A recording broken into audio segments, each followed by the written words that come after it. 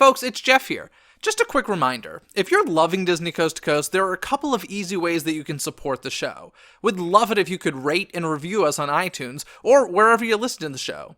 This is a simple way to help other Disney fans find us.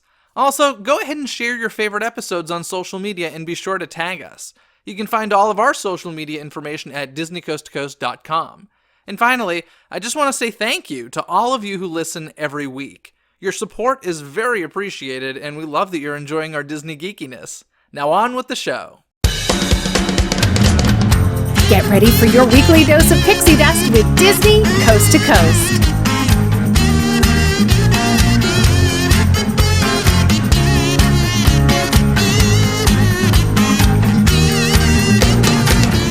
Hey folks, and welcome to Disney Coast to Coast, the ultimate unofficial Disney fan podcast. I'm Jeff DePaoli, and today on the show I have my good friend Derek from the Mad Chatters podcast here with me. Hello, Derek. Yay. Hey, I thought you were going to give me a chance to say, and I'm Derek Lewis. Would you like to do that? Here we go. Okay. I'm Jeff DePaoli. And I'm Derek Lewis. And Derek, welcome to the show. Thank you. I mean, seriously, what an honor this is. That sounded really sarcastic. No, Disney Coast to Coast, man. This is it. I've made it. Set higher goals for yourself. But you are, as I mentioned, from the Mad Chatters podcast, one of the few podcasts that I listen to every single week. Wow. So for the folks that don't know, why don't you tell them a little bit about the Mad Chatters? I will. Okay, so my friends Jeremy and Matt, Jeremy, who you've had on your show very recently, get together once a week and we just talk about various Disney topics, but we also throw in a few fun segments like games and wacky opinions and all sorts of things like that. And yeah, you can tune in every week. Excellent. And if something I don't talk about a ton on this show, if you're Disney foodies, just listen to the Mad Chatters. I'd say about every other episode has like a substantial food segment. I was just about to say, it feels like it's been a long time since we've talked about food, but I think it was 3 episodes ago. But honestly, that's a long time for us. Yeah, you guys love food a lot at the Disney parks, which makes me laugh a lot. But I've been on the show several times, so if you go back to their catalog of older episodes, you might even find me in there at some point. But today I'm having Derek on the show because I want to have a conversation about, I feel like these days, us Disney fans, us crazy Disney fans, we often say that the parks have strayed from their original intention. And so what I want to do is look back at the original dedication speeches to these parks and those tribute plaques that we see in the parks and just go through the Disney parks in the States one at a time and read them and then kind of have a discussion about whether or not we feel it's lost its place. Sound good to you? Yeah, sounds great. Great. Let's get to it. It's time to dive into today's Disney dialogue. So, of course, we got to start with the mega of all Disney parks, Disneyland, of course, Walt's park, the only park that Walt was around to see, I can't say completed, but opened, rather. So the opening day speech, this is probably the most famous of them. I'll read it real quickly to you. To all who come to this happy place, welcome. Disneyland is your land. Here, age relives fond memories of the past, and here youth may savor the challenge and promise of the future. Disneyland is dedicated to the ideals, the dreams, and the hard facts that have created America, with the hope that it will be a source of joy and inspiration to all the world. And of course, that was read on July 17th, 1955, by the one and only Mr. Walt Disney. So, Derek, what do you think? What do I think? It's planning for this episode, like how many times have we heard that dedication speech? Like so many times, and it just the company uses it a lot. Oh, all the time, and I mean you can hear it. Well, it's like Morse code, so it's not quite the same thing. You can hear that over in Frontierland, and I feel like they use this audio in so many different places, and so it becomes familiar to you. But I don't think I've ever really taken the time to dissect it like we're doing today. And there were definitely a few things that stood out. I don't know if you want to start with the good stuff or the bad stuff. Well, let's take it one line at a time if you don't mind. And I do want to say the company does use it a ton. You hear it in fireworks shows, you hear it in a lot of stuff. And they will often use it in places that are a bit like, I don't want to say lying, but definitely misleading. Like the bus ride, Disney's Magical Express from Orlando Airport to Walt Disney World, they play a video and get you hyped for your trip, and they definitely show video of Walt giving this speech. Oh. Or at least a portion of it. Of course, he doesn't say Disneyland is your land. Like, they cut out parts that don't make sense. Yeah. And as, like, you know, a Walt fan and just a Disney history fan myself, I'm like, that is such BS, and it frustrates me when they kind of abuse the speech. Yeah, and that's sad because, I mean, we're going to get to it, but the Magic Kingdom dedication is also wonderful, so... Yeah, but we're lucky if people know who who Walt is, and like knowing who Roy is, the general person would be like, "Who is that man?" So, but in any case, we will get to that. So yeah, Disneyland is your land. That is the first line. Is Disneyland our land? Oh man, you know, this is the line that makes me a little sad because you can hear in Walt's voice that he is so excited to finally be giving the public a park that's not dirty and sketchy and that all families can enjoy together, because that was his whole idea, you know. And so it was like, this is for you to enjoy. And now it's like, I mean, what percentage of people can even afford to go to Disneyland? Yeah. For me, it becomes the guest versus customer conversation. Yeah. And correct me if I'm wrong, I don't know if you'll know this either, but has guest always been a term, like since day one, that Disneyland used? Do you know? It definitely has my entire life, and I feel like it was something that started with Walt, but I don't know. I mean, I don't know. How many other words could there be? Visitor? Customer. Oh, ooh. Yeah. I don't like that word compared to guest. So that's, okay. So I must admit that these days, I used to for a long time, like I was the same way I'm about saying Walt Disney World, I'd be like, we are guests of this park. And I felt that way for a very, very, very long time. I'd say in the last couple of years, I have had situations where I feel more like a customer than a guest. Yeah. In the parks in general. And that, to me, Disneyland is your land is a guest line, not a customer line. Does that make sense? Yes. Everything that you could pay back then was something you were going to enjoy, I feel like. I mean, I wasn't there, obviously, opening day, but like all the individual tickets you could buy, like these went towards specific adventures that you were going to enjoy. Whereas I feel like now it all feels, you're indirectly paying for those things, but I feel like directly you're paying for bottled water and an insane amount to just get into the park and to park and yeah. So I would say Disneyland is your land doesn't live up, in my opinion, which is something I hate to say. Well, now, would you say that a lot of annual pass holders, especially on the West Coast, would say, yeah, this is my home. I'm here all the time. I would have up until a couple years ago. I do feel like less and less, I feel less welcome, if that makes sense, when I go to the parks. I just feel like there's a lot of, like, for instance, you know, Max Pass add-ons make me feel like a customer, not a guest. And like, I get it. Like, we always paid for this stuff. We always paid to get in the gate. I don't like when something starts becoming very a la carte as far as payment goes. I start being like, okay, this is just about money. And listen, we're all intelligent enough to know that this is a business. We get it. I just feel like they did a much better job hiding that fact in the past. And of course, there are definitely tons of people who work for Disney and for the parks, whether it's Imagineering or a cast member in the park, who do it out of the love of it. And I feel like those are the people we used to see more often. Those used to be the front line. And I feel like the corporate people being more noticeable these days just because of decisions that are being made in the park. Does that make sense? It does make sense. And I'm not naive enough to say that Walt was not a businessman. Obviously, yeah, he needed to make money with this park.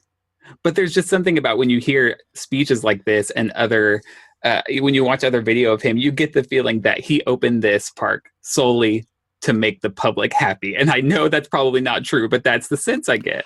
Well, I actually would argue the point that it partially was true if you really look at the amount of risk he took and the amount of like money that, I mean, he was told constantly, this is going to fail. do not invest in this. So for him, it really was one of those. I think he was doing it for people, but I also think it was a huge part of, I want this for me. Like, even if it flops, I want this, so at least it'll exist for me for a period of time. So, I don't know. Even when you hear Walt read this speech, like, you can hear it in his voice. You can hear his throat. He's getting, like, choked up reading it, and I can't even imagine being that man in that moment. I think it's honestly one of the most magical moments in Disney history. So do you think it'd be more accurate now to say, this land is our land, and if you want to come, you have to pay? Yes, Disneyland is our land. New plaque coming in 20. I think it would be a little bit more accurate. Let's move on from that first line. Here, age relives fond memories of the past. I would agree with that, yeah. Yeah, well, go on and say the next line. And here, youth may savor the challenge and promise of the future. Yeah, so is he contrasting age and youth? Like, he's trying not to say old people, so he just uses the word age. Oh, that's an interesting. But here, age relives fond memories of the past. Yeah, so here, older people are reliving their past. Right. And here, the youth may savor the challenge and promise of the future. So obviously there, he's talking very Tomorrowland. And so to me, the challenge and promise of the future is no longer visible in Tomorrowland at Disneyland, right? Yeah, I mean, or Walt Disney World, honestly. Yeah, so I'm not sure that line necessarily lives up to it. Here, age relives fond memories of the past. I would say yes, because we've got Frontierland and all that, and we've still got those themes. And here, youth may savor the challenge and promise of the future. Questionable, in my opinion. Well, I mean, every time Disneyland opens a new attraction think of Indiana Jones Adventure. It was kind of mind-blowing when it opened. So in that sense, you're still being challenged and inspired by what might come next. Okay. I accept that, and I will give you that. I accept that. Stretching it. That's a different way of looking at it, but I do see that. Disneyland is dedicated to the ideals, the dreams, and the hard facts that have created America. Yeah, you know what line from this stuck out to me was that phrase, hard facts. Yeah. Which means nasty history. Yeah, I mean, especially in light of this recent change to Pirates of the Caribbean, so many people are taking the angle that people were so politically incorrect back then. And to an extent, I can see their point. But it makes you wonder if when things like Pirates opened, or Disneyland had that cabin that you could see from the railroad where it was like burning, and then there was the guy on the ground with the arrow in his back. It was a dead Native American, I think, or no, it was insinuated that a Native American killed this man. Yes, with his arrow.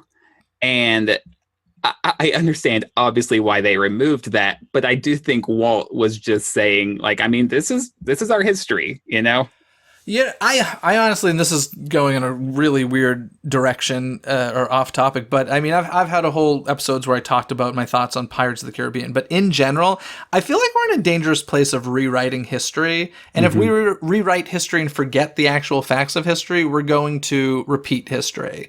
And so I think like this is actually beyond theme parks. I think it's just a very dangerous thing to do because, I mean, just for example, there are kids growing up today who 9/11 is just a moment in a history book. Mm-hmm. Whereas like for me, you were really young, weren't you? You were like in elementary school. I mean, I was a freshman in high school. Oh, okay. Then you're older than I thought.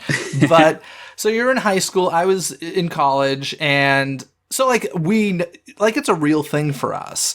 And we're certainly, I'm not saying that history has been rewritten. I'm just saying that people who didn't live through that it's easily forgettable for them. And so they have to be reminded, like, this is the realities of what happened. These are terrible things that happened, but it's a reality. And just going back even further and further and further, there's so much of that stuff that, I don't know, I just feel like history is being rewritten in ways that are bad for our future, if that makes sense. And that has nothing to do with Disney. But well, I hear the word whitewashing a lot, or like sanitizing history, and when you look at this speech, it's, well, those are hard facts, but they're facts.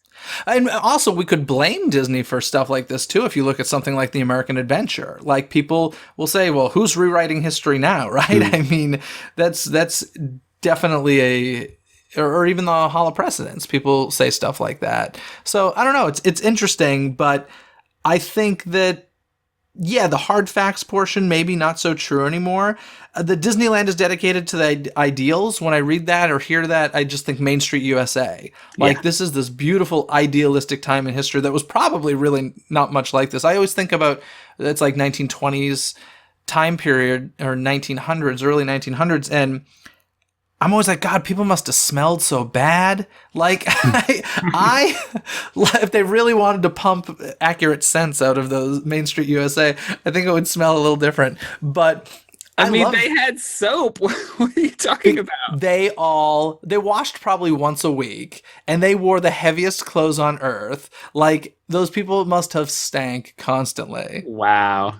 You know what's funny to me as I think about Main Street USA is that if it did, let's say it takes place in 1900 and Disneyland opened in 1955, more time has passed since 1955 until now than 1900 to when the park opened. That's crazy. I would never think about that. Yeah, and also people visiting Disneyland on opening day or the opening decade would have, quite a few of them would have lived through that, because I think it's more accurately like between 1910 and 1920, because the gas lamps and the cars would put it in that time period.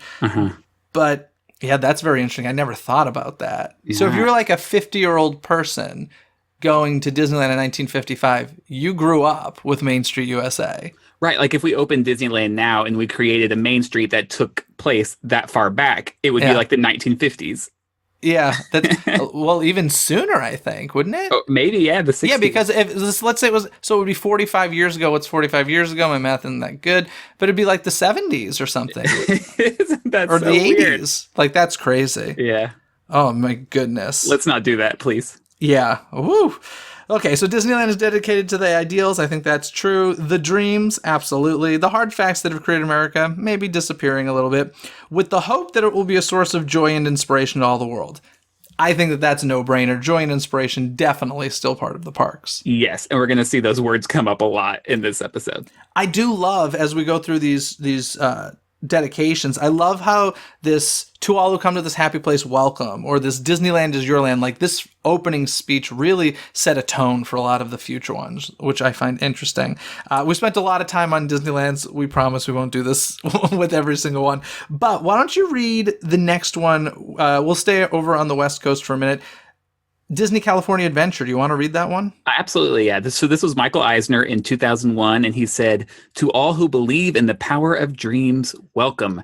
Disney's California Adventure opens its golden gates to you. Here we pay tribute to the dreamers of the past, the native people, explorers, immigrants, aviators, entrepreneurs, and entertainers who built the Golden State.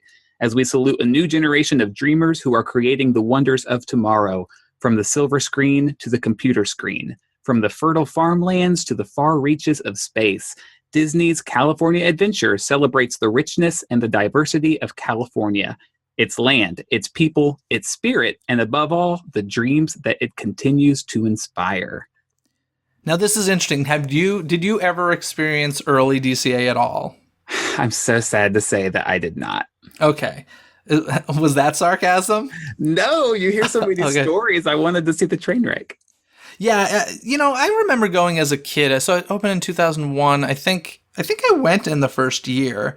So I guess I wasn't really a kid, but it was clearly not up to par with other Disney parks, but I wasn't like, this is the worst thing on earth. I never did do Superstar Limo, though, sadly. Never got to do Oh, that. man. See, that's what would have put it over the top for worst thing on earth. Yeah, there we go.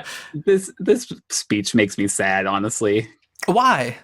Oh, because you see all the things that they thought DCA was going to be, and it's almost none of those things. Okay. So, to all who believe in power of dreams, welcome. That's a nice little throwback to the Disneyland speech. Disney's California Adventure opens its golden gates to you. All right. As we walked in, there were the Golden Gates, right? The Golden Gate Bridge. Here we pay tribute to the dreamers of the past, the native people, explorers, immigrants, aviators, entrepreneurs, and entertainers who built the Golden State. Now, that is a huge list of people. And I was actually trying to think to myself, back with like the opening of DCA, how many of those people were actually like recognized? And so aviators, we had Soarin'. And so I felt like, the entertainers, we had the Hollywoodland. And I was like, well, I don't know if everybody they're talking about here really is represented in this opening park. But when you take in the Golden Dream film, are you Right. familiar with this? That's what I was thinking. Yeah. It kind of covered all of it, Golden Dreams film. Yeah. And Cop-out. yeah, a little bit of a cop-out, but it worked, I guess. And we salute a new generation of dreamers, that's us, who are creating the wonders of tomorrow. That's some of us. From the silver screen to the computer screen, from the fertile farmlands. When the park first opened, they did have like a farm area, which I think is Bugs Land now. And let's see, fertile farmlands to the far reaches of space. Space in DCA. I have no idea what that could. Like the Golden Zephyr, was that there? Oh my goodness! If that's what they're talking about, well then No. they're really pushing it. Yeah. Disney's California Adventure celebrates the richness and diversity of California. All right, its land, its people, its spirit, and above all, the dreams that it continues to inspire. I mean, as far as when the park opened, I guess most of that is accurate. But this is the only park that actually was rededicated because it changed so much. So was there anything else you want to say about the opening day speech? No, I get the sense that with the speech they were trying to do what Walt did with like Frontierland and Main Street USA, for example, like pay tribute to a specific part of the world in its past. But I don't know, California is just such a specific place as opposed to Frontierland. Yeah, California, the state, is actually kind of amazing. And part of the reason why the entertainment industry and film industry ended up here is because it's so diverse. Like, you can drive an hour and be at the beach, or drive an hour and be in snow-capped mountains. Like, that's part of the reason why the entertainment industry was born here.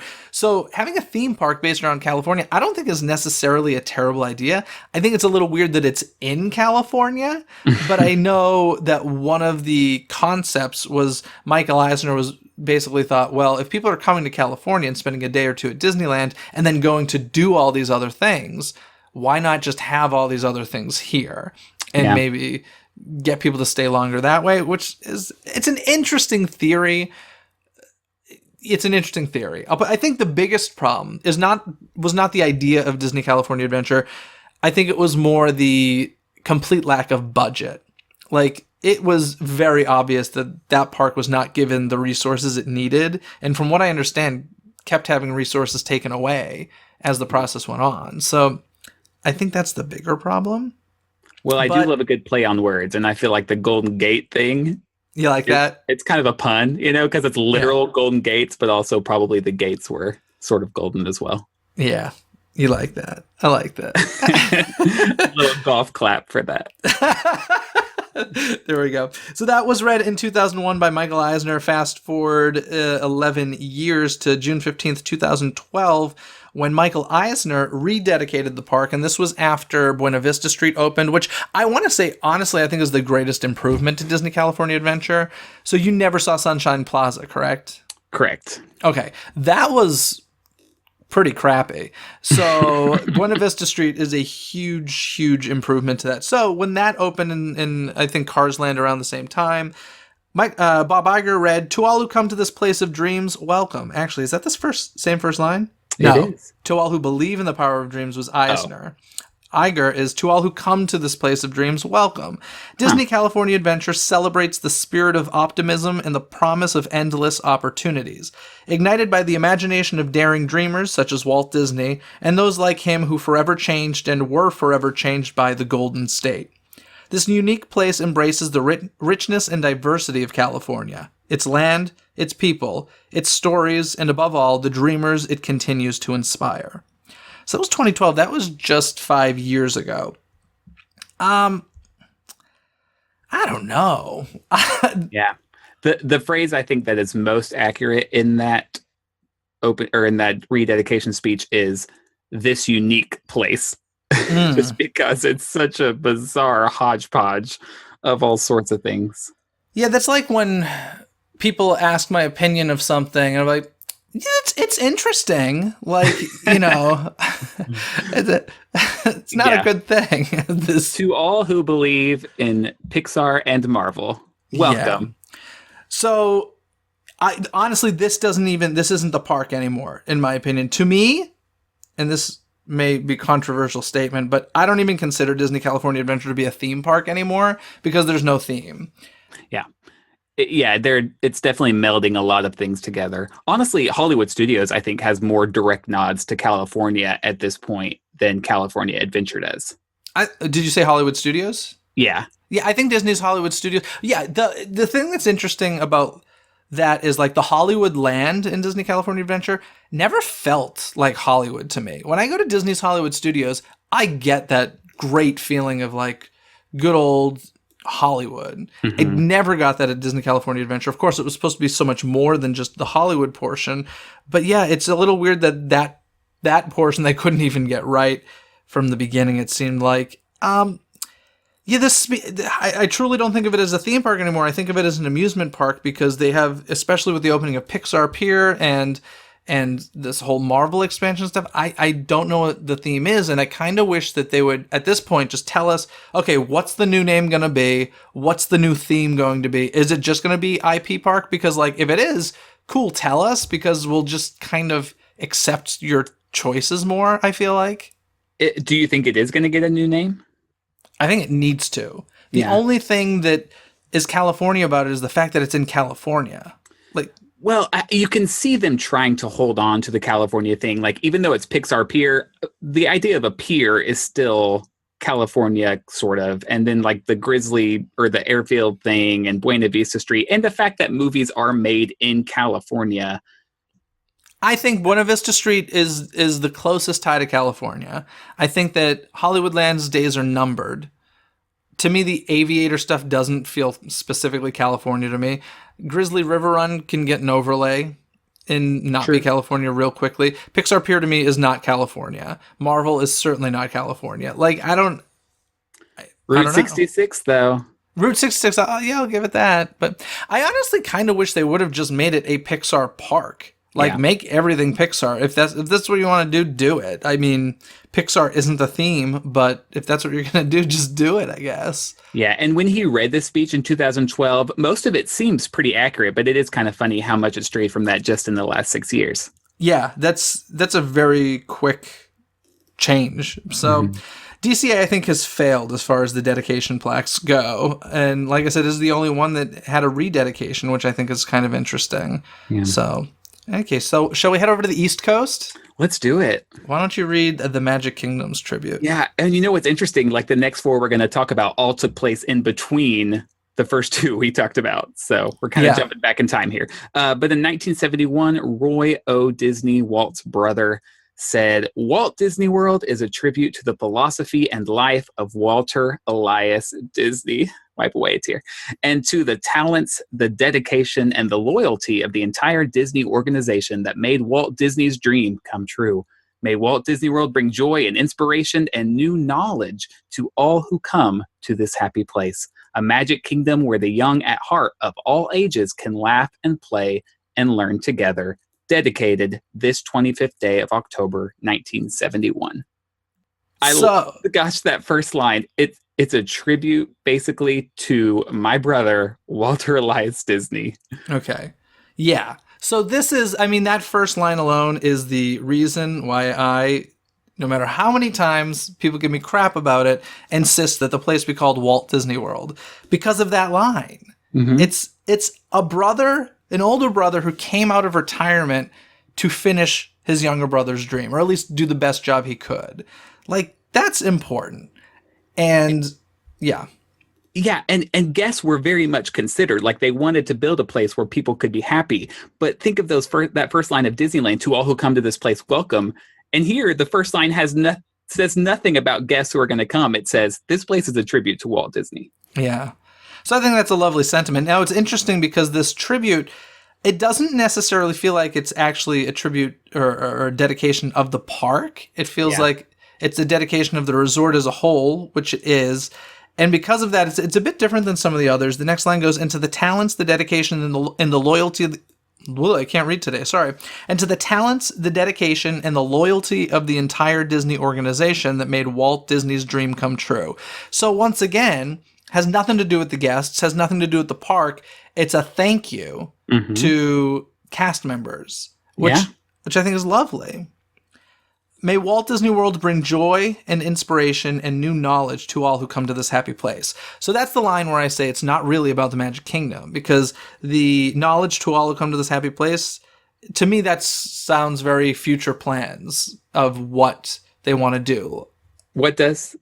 The line and new knowledge to all who Yeah. come to this.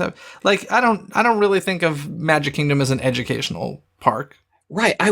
That stuck out to me too, because Disneyland says joy and inspiration. And here again, we have joy and inspiration repeated, but then they threw in that phrase and new knowledge. And I don't know what they're talking about. I think that they're talking about the greater idea of Walt Disney World and not just the Magic Kingdom. Okay. I thought So, maybe like, there was something. I think they knew Epcot was on the horizon or something like that. And that's kind of what I get from it. I thought maybe there was some exhibit the opening year that I forgot about that was like, come in here and learn. The only thing I can think of is if they were talking about Magic Kingdom, I would guess it would have to be about Liberty Square, or maybe Tomorrowland did. I'm not sure about opening of Tomorrowland at Walt Disney World, but maybe they had more of those educational experiences like Disneyland did at the beginning. I think Tomorrowland did. Like, I think at one point there was some color exhibit and a few other things that changed in and out, but still so minor. Yeah. And then it ends with a Magic Kingdom where the young at heart of all ages can laugh and play and learn together. There's that word learn again. So actually in that moment, he is specifically talking about the Magic Kingdom. Yeah, I love that line. Really? I mean, I do go with people of all ages and we laugh and play and learn together. You know, I still do that. What's the last thing you learned at the Magic Kingdom? Oh, gosh. Great moments in history. Yes, absolutely. I learned that people really like Beyonce because when she came up on the screen at the American... Oh, you're talking about Magic Kingdom. Oh, yeah. American Adventure, though, there was a little woot-woot in the crowd. I gotta be honest, I don't get the Beyonce hype at all. Like, I have nothing against her. I don't dislike her, but people love Beyonce. Yeah, I'm in the same boat, but people in that room really loved Beyonce. That's Anyway, yeah, interesting. no, that's a good question. I don't know the last thing I learned, unless it was like a fun fact someone told me, you know. Main Street USA is on a 3-degree angle so that when it rains, the water drains. Nerd! I'm just kidding. I love that kind of stuff. Anywho, so yeah, that's the Magic Kingdom. I mean, I think this one you can't really say whether or not it lives up to it today all that much because, as we said, it's more of a dedication to Walt and the Disney team of people more than anything. Which is totally fine with me because it's still pretty accurate. You know, they didn't put themselves in the corner with this. Yeah, I love that sentiment. And of course, next is Epcot Center, and this was read by E. Carden Walker on October 24th, 1982. I also find it interesting when these tributes take place or these dedications are read because, you know, we know of Walt Disney World, Magic Kingdom, Epcot all opening October 1st. And in the case of Epcot, it was read on October 24th of 82.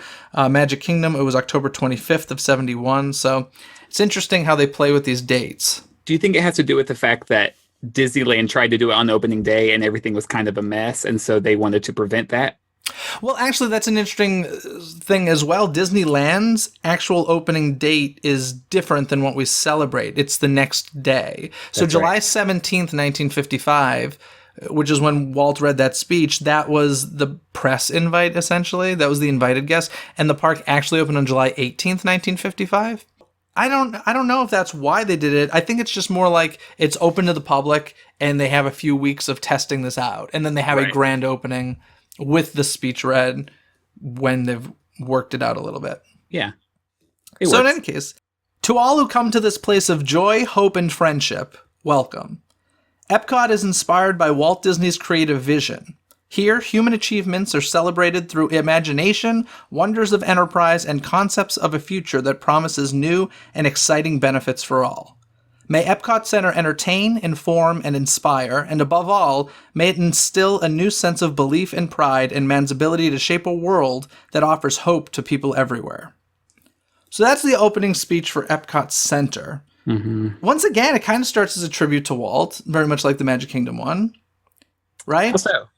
Well, Epcot is inspired by Walt Disney's creative vision. Oh, sure. I mean, it starts like Disneyland. To all who come to this place of joy, hope, and friendship, welcome. So I love that they keep that little thing going. Yeah. I think that's nice. We are here to bring you joy. And, inspiration's not part of this one. Oops. Joy, hope, and friendship, rather. Yeah. Yeah. Can I just tell you, this is really the first time I've dissected this one ever, and I kind of love it. Okay, I want to hear what you love. Well, first of Now, all, do you think it lives up to like today, or do you think this is more like 1982? okay, I think you have to look for it, Okay. but I think it does. I really do. First of all, that word friendship like warms my heart because I think that's specifically talking about World Showcase and how all, I guess, 9 nations at that time, are united and we can live as one. I don't know. That's just such a heartwarming sentiment to me. I would agree. And I think that's nice I think you're right. I think that they are talking about World Showcase there. I think that's nice. And are you going to talk about Future World? Like, is that a problem? We can talk about. So, Epcot is inspired by Walt Disney's creative vision. Sure, it was certainly inspired by it. Yeah, I almost feel like that's an explanation. Like, you guys, this park is not what you're used to. It is not Magic Kingdom. It is not Disneyland. This was inspired by an idea Walt had. Just first and foremost, we need to make that clear. Okay, so then we have here human achievements are celebrated through imagination. Imagination, okay, we've had an imagination pavilion since pretty much day one. Yeah. And still do today, even though people don't necessarily like it, but it's still there. Wonders of Enterprise. I guess that's still represented there. Wonders of Enterprise. I'm having a hard time knowing what that means. And same deal here. I'm like, what specifically are they talking about? Wonders of Enterprise. It's very fancy wording. I don't know. Maybe we're not intelligent enough to understand that, I guess. I think that's correct. And concepts of a future that promises new and exciting benefits for all. Concepts of a future that promise new and exciting benefits for all. Yeah. Okay. So I understand that Future World is not exactly what it used to be. Now the theme seems to be more focused on thrills than on actually looking toward the future. But I do think a lot of the stuff they do at Epcot, maybe I'm starting to say this and now I'm like, no, that's bullcrap. I don't even believe what I'm saying. But I don't know. There's still something about Future World. Some of the things there kind of excite you about what's going on in the world. Spaceship Earth is exciting, but that's more about history. I guess, like, the last scene in that is about the future. Well, I mean, even when you look at history, though, and you see how far we've come, there's still that subconscious understanding that, wow, we're going to go so far from here as well. Like, if we've come this far since the 70s, we're definitely going to go even farther in the next 30 years. Thank you, Phoenicians. Exactly. Thank you, Judy Dench. That's right. So, yeah, I don't know. I would question that a little bit. The concepts of a future that promises new and exciting benefits for all. I mean, living with the land, the incredible things they can do with plant life nowadays, you know what? As far as like everything in Future World, that probably is the most futuristic. I mean, Guardians of the Galaxy certainly won't be. Don't even get me started. I mean, is Test Track? I guess Test Track's supposed to be futuristic as far as this is the future of automobiles. Yeah, it doesn't feel that way when you ride it, but yeah. And who knows? It sounds like a lot of changes are coming to Epcot soon, so maybe they're sort of steering us back in that direction. I don't know. Apparently, we're going to dine in space in the future, so that's exciting. Absolutely. You didn't know that? Yeah. Yeah. But yeah, I don't know. It's questionable in my mind. May Epcot Center entertain? It certainly does that. Inform? It still does that. And inspire? I think all of the Disney parks inspire. Mm-hmm. And above all, may it instill a new sense of belief and pride in man's ability to shape a world that offers hope to people everywhere. I would say yes to that. Absolutely. And for me, it still goes back to World Showcase. I think there is so much hope that is, instilled in World Showcase, even down to illuminations, the fireworks thing that ends your night. Like, it's all about hope and what we've achieved and what we can achieve from here on out. Yeah, so I'd say, Epcot has definitely had some theme changes throughout it. I don't think this is 100% accurate by any means. I don't think any of these speeches are, to be honest, but it's not as far off as I think we sometimes think it is. Yeah, exactly. It helped me to reread this. Yeah. So I do question what the future of Future World will be. That's an interesting point. I'm with you. Yeah. We'll see. It's going to be Marvel. Anywho. You know what would fit so good in this park is It's a Small World after all. Like, I understand why it's in Magic Kingdom, but if you did a loop around World Showcase and then you ended with the exclamation point of It's a Small World after all. Yeah. But, no, that was random. I'm sorry. It's not going to happen. I actually think that's a good idea. It's not like it's a Small World at Disneyland is like a huge staple of the park. It's a Small World at Magic Kingdom. I feel like not so much so. So if they're like, hey, we're going to move it to World Showcase, I'd be like, go for it. That's kind of awesome. Yeah. Well, thank you. Good. You're welcome. So next we have Disney-MGM Studios. You want to read that one? Yeah. In 1989, once again, Michael Eisner showed up to read this. The world you have entered was created by the Walt Disney Company and is dedicated to Hollywood. Not a place on a map, but a state of mind that exists wherever people dream and wonder and imagine. A place where illusion and reality are fused by technological magic. We welcome you to a Hollywood that never was and always will be. One of my favorite lines about a park. Okay, this is blasphemy and I should never say this. I think this may be my favorite. Wow. I love a Hollywood that never was and always will be. Of course, the Disneyland opening day speech is like the epic, but come on, this is an awesome dedication. I love everything about this, and honestly, I think it's still pretty accurate. Well, it's funny. It's almost more accurate now because at the time it was called Disney-MGM Studios, which kind of makes you think that the park is more about movies as opposed to like the city of Hollywood. Yeah, you know? yeah. But now it's Hollywood Studios, and you're like, oh, yeah, I get it. Yeah. So the world you have entered was created by the Walt Disney Company and is dedicated to Hollywood. 100% agree. Not a place on a map, but a state of mind that exists wherever people dream and wonder and imagine. 100% agree with that. I love the fact that they don't, like, it's kind of just an honest statement. It's a beautiful statement, but it's super honest too. Like, it's kind of admitting, okay, the real Hollywood ain't this pretty. Like, it ain't this, dreams come true every day type of place. So not a place on a map, but a state of mind that exists. And like, it is a state of mind. Hollywood is a state of mind. Every kid that grows up and says, I want to move to Hollywood, I want to be in the movies or whatever, like, it's a dream. It's a state of mind. Yeah. Wherever people dream and wonder and imagine, a place where illusion and reality are fused by technological magic. I think more than ever, Disney-MGM or Disney's Hollywood Studios is doing that. Yeah, I agree. Sorry, go ahead. No, I was just going to say, Fantasmic alone is such a good representation of that statement. Yeah, absolutely. We welcome you to a Hollywood that never was and always will be. That is like one of the most beautiful lines ever written.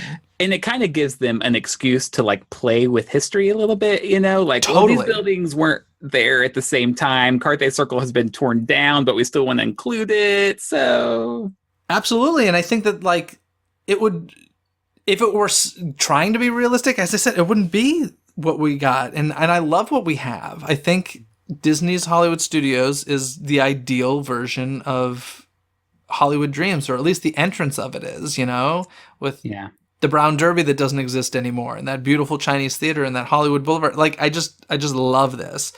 I have no complaints about this speech, and I think honestly, it's kind of accurate to what we still have today there.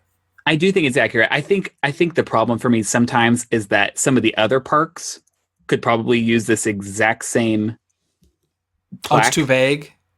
No, it's not too vague, but I feel like this was a theme that when MGM Studios was built, Disney-MGM Studios, it was directly applied to that park. But now I feel like when you start opening Guardians of the Galaxy and Epcot, and like all of the themes of the parks are starting to kind of meld into just a Hollywood theme. Yes, it's becoming an IP theme. Yeah, Yeah. absolutely. And I think that that's the problem. It is funny because, like, me personally, I think Pandora, the World of Avatar, I think Disney's Animal Kingdom is a really wonderful home for it. Like, I know that Mhm. there's been arguments on both sides about that, but I actually think just the message, this isn't fair to say because I've seen the movie once and I fell asleep watching it. I don't like it, but it is a message of like conservation and such, right? In the film. Absolutely. Yeah. Okay. So if that's accurate, that totally fits in Disney's Animal Kingdom. But if we really wanted, we could have put it in Disney's Hollywood Studios since it's a movie, and like it would Right. fit. Right. So I still think this applies to the park, and beautifully so. But some of the other parks are starting to encroach on its territory here.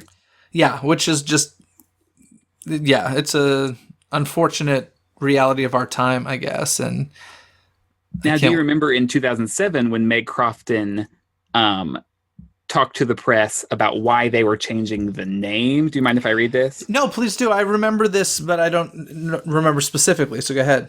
Yeah, so it had been Disney-MGM Studios for about 18 years, and now it was going to be Disney's Hollywood Studios. And she said the new name reflects how the park has grown from representing the golden age of movies to a celebration of the new entertainment that today's Hollywood has to offer in music, television, movies, and theater.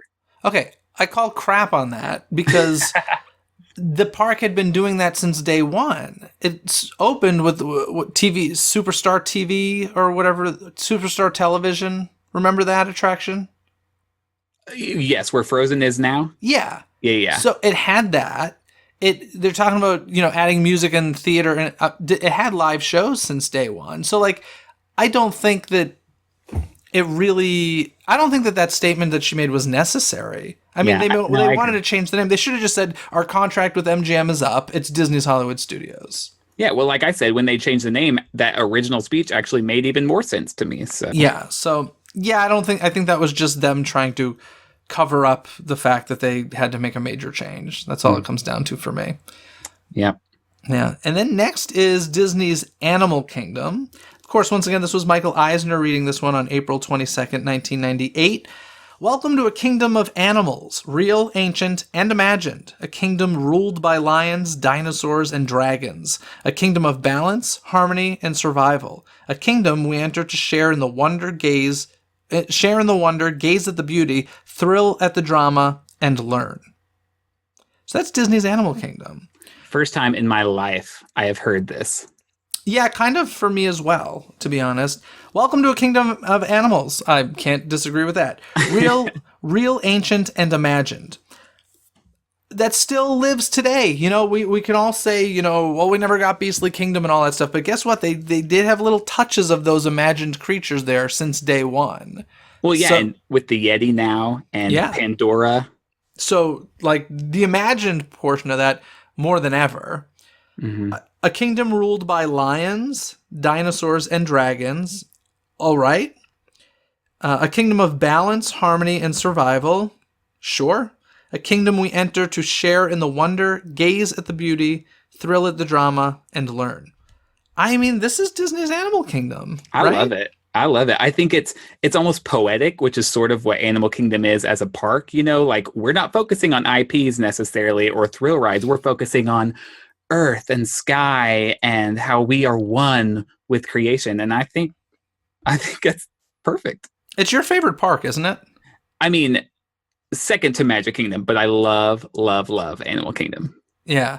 See, I appreciate Animal Kingdom very, very, very much. But of the 4 parks in Walt Disney World, it's my least favorite. Ah, And I think I marvel at what it's accomplished. I think what it is breathtaking to me. yeah. I just don't get the feels I want when I walk into Disney's Animal Kingdom, unfortunately. And I like animals. I'm not like one of those people that don't like animals. I do. It just doesn't rock my world. But I think that the speech is accurate, even with the lack of those, imagined creatures at the beginning, wasn't what they wanted. I think that it's still, as you said, imagined more than ever. Are the banshees technically dragons, or are they? No, just... they're banshees. And in fact, it's funny. dragons, that reeks of Beastly Kingdom, because Yeah. dragons were supposed to be part of that. And when you look at Animal Kingdom, like along all the benches, on the sign, everything, there are animals lined up, and one of them is a dragon. I keep wondering when they're going to change that logo. To a banshee. Like, that's all you have to do is switch it out for a banshee. Yeah. I mean, they honestly, they just might not have the faith that the banshee is going to stick around for, more than a decade or two. Oh gosh. Have you seen those wait times though? Are they crazy? Oh, they're still insane. Yeah. It's so funny. When I went, I didn't have a problem. I mean, I went when the park opened, so Yeah. I was smart about it, but I really didn't wait that long. No, they're pretty long. I love the speech. In fact, this is the first one that I've made a note in my mind. Next time I'm at Walt Disney World, which is soon, go to Animal Kingdom and find this plaque. Yeah. Because I love the sentiment, the gaze at the beauty, thrill at the drama. Like, it's so beautifully worded. Yeah, and so I guess we should mention all of these were speeches made at openings and dedications of parks, but all of the parks have these plaques with these words, engraved on them inside these theme parks. I never have seen this one either. So actually, when you see it, can you take a picture and text it to me? I'm sure we can Google it real quickly, but I have no idea where it is. I don't either, so I'd be curious to know if it's actually not there, but I'm sure it is. Yeah. I would be shocked if it wasn't there somewhere. So yeah, that's all of the major parks in the U.S. I would say Disney's Hollywood Studios and Disney's Animal Kingdom do the best job representing what the parks are today. Would you agree with that? I would agree with that. And my question for you is, no matter how far the parks stray from these things, do you think the plaques should stay? I think that they should. Actually, I'm a little bit bummed because, as we mentioned, Disney California Adventure did have a rededication, and they have the new plaque up, and at the bottom it has the dates of when Michael Eisner read his with his name, and then Bob Iger with his name, but they only have the new speech in the plaque. So I think that's kind of weird. Number one, I think if they're going to rededicate, I think both plaques should be there. Maybe side by side, maybe not side by side. I don't know, but I think it's important to, I don't know, or maybe it should just go to archives. I don't know. It's a really tough question, but I don't think that these original speeches should ever be forgotten. Yeah, I mean, isn't that kind of the purpose of a plaque? Is so even though it's history and it may not be accurate anymore, I mean, it's history. Like, it's there to remember. Yeah, I think honestly, I think that it's kind of an important thing for every new project that enters that park should really take a hard look at that opening day speech and say, are we honoring what this park is or was? And I'm not saying you can't necessarily change that, but I think you should think twice before you make changes. Yeah, no, I agree. So, yeah, now that was the major parks. I do want to go through real quickly just because Walt read all these, just the individual lands of Disneyland, because if you ever saw the Dateline Disneyland special for the opening day of Disneyland, Walt actually read a dedication at the entrance to all of the lands there. So we'll go through these real quickly, but for Frontierland, actually, why don't you read this one? Okay. Oh, I'm sorry, we can start in Adventureland. Okay, Adventureland. And I do like, I mean, what you said is accurate. He literally read these from a piece of paper on that special. He said, "Here is adventure. Here is romance. Here is mystery. Tropical rivers silently flowing into the unknown. The unbelievable splendor of exotic flowers. The eerie sound of the jungle with eyes that are always watching. This is Adventureland." Adventureland is one of the few that really hasn't been overtaken at Disneyland by IPs. It's still got the Jungle Book, still got the Tiki Room. Of course, we've got Tarzan's Treehouse now. But I'd say this is pretty accurate, right? Here is adventure, for sure. Here is romance. I don't know. Where does the romance fit in? The Tiki Room. Okay, sure. I have no idea. Here is mystery, tropical rivers silently flowing into the unknown. Yeah, I think that this Adventureland tribute is pretty accurate. Mm-hmm. I like it. And then there's Frontierland. Here we experience the story of our country's past, the colorful drama of frontier America, and the exciting days of the covered wagon and the stagecoach, the advent of the railroad and the romantic riverboat. Frontierland is a tribute to the faith, courage, and ingenuity of the pioneers who blazed the trails across America. Once again, I think that's pretty accurate to today. Yeah, I have no problems with that. That works. Gosh, Walt Disney knew what he was doing. In 1955, he was like, this is a pretty solid theme that's not too specific, but just generic and specific enough that it can stay for a century. Exactly. That's nail on the head right there. Yes, I would agree. Why don't you read Fantasyland? Fantasyland says, the happiest kingdom of them all. Okay, now we're just putting superlatives down. Here is the world of imagination, hopes, and dreams. In this timeless land of enchantment, the age of chivalry, magic, and make-believe are reborn, and fairy tales come true. Fantasyland is dedicated to the young and the young at heart, to those who believe that when you wish upon a star, your dreams do come true. I mean, that says it all, right? I mean, that could be the Disneyland speech, really. Yeah, it really could. Like, that's the happiest kingdom of them all. Yeah, the young and the young at heart. I've always loved that phrase. Yeah. So then we get to the one that's questionable. So that's pretty good, though. 3 out of the 4 opening lands, and 3 of them are pretty accurate to what we see today, I would say. Then there's Tomorrowland. Sorry, what were you saying? I said I agree. Okay. Then there's Tomorrowland, a vista into a world of wondrous ideas signifying man's achievements. A step into the future with predictions of constructive things to come. Tomorrow offers new frontiers in science, adventure, and ideals. The atomic age, the challenges of outer space, and the hope for a peaceful and unified world. I don't see it anywhere. The challenges of outer space. I'll give you that one. Star Tours. No, Space Mountain. You might get shot down. That's right. Oh, gosh. Yeah, that one. Oh, it hurts me a little bit. Yeah, to be fair, Tomorrowland wasn't even complete when they opened the park, so maybe they didn't even know exactly what it was going to be. But yeah, I mean, Tomorrowland just everywhere is kind of a mess. And well, this is why I like what Walt Disney World did back in '94, where they basically turned it into like an alien city. Yeah. And it's maybe not tomorrow in that sense, but we always associate for some reason aliens in the future. So I love that. But yeah, what's written in this speech, not so much. Let me ask you this. Now, I prefer what Disneyland Paris did, and they got rid of Tomorrowland and made it Discoveryland. Yeah. How would you feel if they said, you know what, we're going to do that. We're going to get rid of the name Tomorrowland and make it Discoveryland, where it can be a more of a sci-fi, Jules Verne type of land. How would you feel about that if they did that in the States? I'd be okay with it. There aren't many things that when Disney announces it, I'm instantly like, no. I usually say, if you can make this good, I can get behind it. And that's one of those. I would say do it in Magic Kingdom. I would say don't in Disneyland. Really? Yeah. I would say Disneyland needs it more. I think Disneyland needs it more, but when it comes to changing things, I'm always like, if Walt did it, I'm more hesitant to touch it.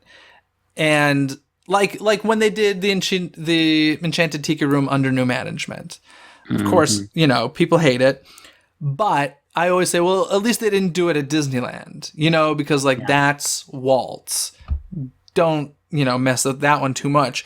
At least they experimented with it at the Magic Kingdom. And I would kind of feel the same way. Like, Walt named it Tomorrowland, Yeah. And so I would have a little bit of... I'd have a bit of a problem if they did it there. What I would rather see them do is just make it, accurate to what Tomorrowland should be. Yes. No, I agree with that. But, I mean, with Star Wars Land, I know that's a whole different topic, but with Star Wars Land opening in Disneyland, I mean, you've already opened that door. Yeah, that's a whole other episode. But in any case, this was a lot of fun going through these speeches. I never really have analyzed them this way. I haven't either. Are we going to skip over Main Street USA? Did he have a speech read? He did. He said, Main Street USA is America at the turn of the century, the crossroads of an era, the gas lamp and the electric lamp, the horse-drawn car and the auto car. Main Street is everyone's hometown, the heartline of America. Now, correct me if I'm wrong. Did Walt read that or did Ronald Reagan read that? That's a great question. I think I could be wrong. I'm pretty sure Ronald Reagan read that. Now I got to go back and watch that Dateline Disneyland special. But I'm sure somebody will correct me if I'm wrong. I'm pretty sure that wasn't Walt reading it. Gotcha. But it is a plaque, correct? I don't know. Okay, because the other lanes have like an actual plaque with these things. Yes. I think there is. I know that Frontierland has a plaque. See, now I'm having a hard time visualizing where they're all located. These I know that plaques. Tomorrowland is right in front of the, you don't call it Astro Orbiter there. What do you call it? The Astrojets, or I don't even know. Anyway, yeah, it's right there under the T. Yeah, so they all have an Adventureland. I can't even visualize. That's terrible. The amount of times I've been in that park and I can't even visualize where these things are, except for Frontierland. So yeah, the Main Street USA one, read it one more time. Yeah, it's America at the turn of the century, the crossroads of an era, the gas lamp and the electric lamp, the horse-drawn car and the auto car. Main Street is everyone's hometown, the heartline of America. Perfection. Oh, absolutely. Perfection. Hasn't Main Street probably changed the least of all the lands? Yeah, I would agree. Yes. Yeah. So how can that be wrong? Other than like getting rid of the brassiere shop, like it's pretty much what it was. So yeah, for good reason. Yeah. Oh, Main Street USA is fantastic. It's, what I love about Main Street USA, and this truly is a whole other episode, but I love how the music of Main Street USA is, in my mind, Disney music, even though a lot of it is not. Like, when I hear Put On Your Sunday Clothes from Hello Dolly, I was introduced to Put On Your Sunday Clothes from the Walt Disney World Happy Easter Parade on Main Street USA, and it's just so, and I remember seeing Hello Dolly for the first time, like a community theater production, being like, that's that song from Disneyland, so yep. Like, I just love how in some cases Disney unintentionally, I think, takes ownership of things that they did not create. In some cases, intentionally give billions of dollars to take ownerships of things they didn't create. But yeah, no, I agree. I'm the same way with like the Maple Leaf Rag. I'm like, oh, that's that Disney song that's on Main Street. Yeah. Okay. So great. So great. So now I've got a mission. I'm going to look for those plaques the next time I go to the park. Yeah, I think everyone should. I think that it's really great to point out these things. Yeah, I think it's awesome. Anything else you want to add about these speeches or just this topic in general before we move on? No, I just love looking back at stuff like this and to see how far we've come. It's kind of fun to think about. Yeah, you do a great segment on your show. We should let the listeners know about, where you basically analyze the Main Street windows, which is a really, really nice segment. Yeah, the windows. Well, thank you, first of all. The windows, like the plaques, are those things that have been at the park every single time you've gone, but sometimes you just don't take the time to notice, or you just don't even notice them at all. So yeah, we talk about some of the names that are featured there and why they're important to Disney. What do you guys call that segment? The windows of Main Street USA. Oh, very, very clever. I love the moment in the movie Saving Mr. Banks where Walt has that moment, just looking at his dad's window, and they cut to the window and then back to Walt. And that, I wouldn't be surprised if that was an aha moment for a lot of people watching that film, being like, oh my goodness, like I've never noticed that, and I didn't even realize that these windows were dedications to people. I think it's lovely. So in any case, I think that means it's trivia time. Okay, Derek, do you want to hit me with a trivia question first, or shall I hit you? Well, let's not do any hitting, but I will ask you my question first. Okay, so we've been talking about dedications, and there was something new that debuted at Walt Disney World, and this speech was read. So I want to see if you know what debuted, and bonus points, even though there aren't points, if you can remember who said this. All right. Oh, I'm excited for this. Okay. To all who believe in wishes and dreams, to all those who are young and young at heart, and to always believing that once upon a time will end with happily ever after, this blank will always be yours. Wow. That could apply to so many things at Walt Disney World. That's true. One of the first things that popped into my mind was the fireworks show Wishes, although I don't think there would ever be a dedication to that, but that kind of popped in my mind as you were reading it. Can you read it one more time to me? I can. To all who believe in wishes and dreams, to all those who are young and young at heart, and to always believing that once upon a time will end with happily ever after, blank will always be yours. I'm going to need a hint. Okay. This took place in 2012. Ooh. New Fantasyland. Yes, correct. It was on the Okay. castle stage. Nice. Now, is that a plaque anywhere? Do you know? I don't think it's a plaque. This would, if it is though, that'd be fascinating to know. I need to look for it. The only plaque I know of in New Fantasyland is the Gaston one. But this was read by Jennifer Goodwin, which Oh, okay. it's funny to me that the Come phrase on. it includes always believing that once upon a time will end with happily ever after. And she is in the show Once Upon a Time. Yet they decided to put Once Upon a Time after Happily Ever After in the Magic Kingdom. Have they since reversed that though? They have since reversed that, I'm happy to say, but for a very long time, the nighttime projection show Once Upon a Time was after the fireworks show Happily Ever After. So Okay, whole other topic, but I just want to say that once Happily Ever After came, Once Upon a Time is so redundant and unnecessary in my opinion. But 1,000%. And I did see Once Upon a Time for the first time, I believe, maybe second time, pretty recently, like less than a year ago. And it's a beautiful show. But once again, I saw it right after Happily Ever After. I was like, don't need it. Sorry, don't need it. We just saw a lesser version of something. I don't understand, but... My favorite part of the New Fantasyland dedication is that Jordan Sparks came out after Jennifer Goodwin said these things, and she did a medley of songs that were tied to all the sections of New Fantasyland. Oh, nice. So she did Under the Sea, Beauty and the Beast, and Hi Ho, but she also did Casey Jr. from Dumbo, and an actual character of Dumbo waddles out onto the stage, and the crowd lost it. It was cool. He's adorable. When Dumbo flew in our magical fireworks show, oh my God. I was just like, kill me now. This is the cutest thing I've ever seen in my life. And the way that it flew up like from behind the castle, I just always envisioned him flying off of his ride and like taking a flight over the castle. And then it's like, okay, back to work and back down to the ride. Love it. It was a beautiful, beautiful moment. That's nice. Good trivia question. I am curious, do they still refer to it as New Fantasyland, or is it officially just Fantasyland at this point? I mean, do the maps say New Fantasyland or anything? Do you know? That's a great question. It's been a long time since I've seen a Magic Kingdom map. Okay.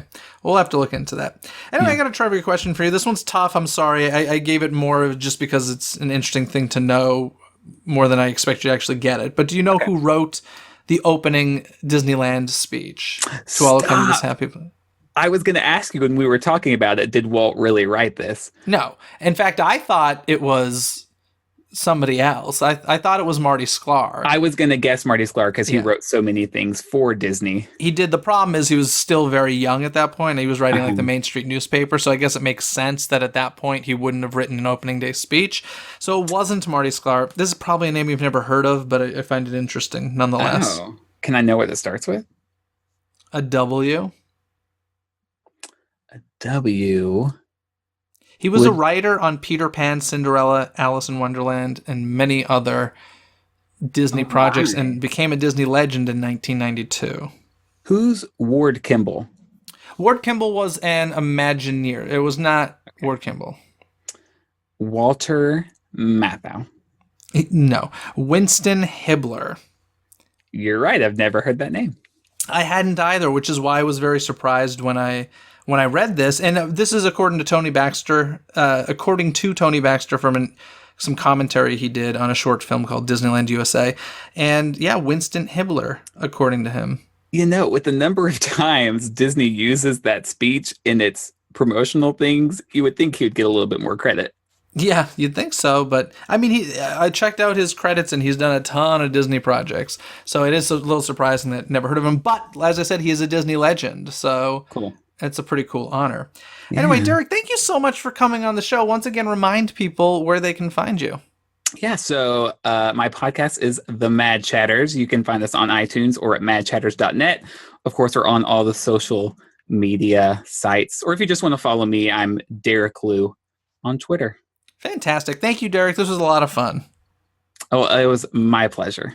And before we get going, I just want to remind all of you that it is a new month, which means there's a new music playlist available. Make sure you sign up for that over at DisneyCoastToCoast.com. Of course, leave those 5-star ratings and reviews on iTunes to help other Disney fans find the show more easily. And every week we have a Twitter poll, so make sure you're following DIZNEYCTC over on Twitter. All of our social media can be found at DisneyCoastToCoast.com. Have a magical day, everybody. Bye. Thanks for watching Disney Coast to Coast. Have a magical day. Disney Coast to Coast is produced and hosted by Jeff DePaoli. Learn more about the podcast and become a supporter at DisneyCoastToCoast.com.